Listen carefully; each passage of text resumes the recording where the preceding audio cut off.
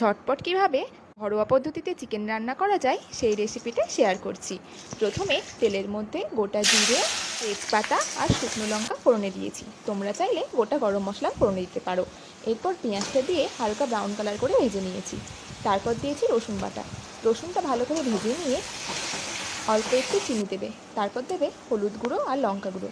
লঙ্কা গুঁড়োটা ভালো করে নেড়ে নিয়ে আদা, জিরে, ধনে, কাঁচা লঙ্কা আর শুকনো লঙ্কা একসাথে বেটে রেখেছিলাম, ওটা দিয়ে দিয়েছি।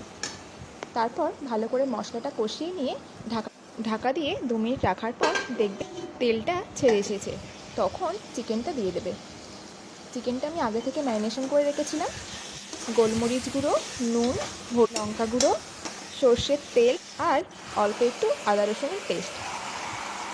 এবার 3 থেকে 4 মিনিট মাংসটা হাই ফ্লেমে কষিয়ে নিয়ে দেবে লবণ দিয়ে ভালো করে নেড়ে চেড়ে নিয়ে ঢাকা দিয়ে দেবে। 10 মিনিট ঢাকা দিয়ে রাখার পর একবার ঢাকনাটা খুলে মাংসটা ভালো করে নেড়ে দিয়ে আবার ঢাকা দেবে 5 মিনিট। তারপর দেখবে তেলটা ভেসে উঠেছে। এবার লাস্টে ওটা গরম মশলা বেটে দিয়ে দিয়েছি। তোমরা যদি ঝোল খেতে চাও জল দেবে, আমি কিন্তু এখানে জল দিইনি।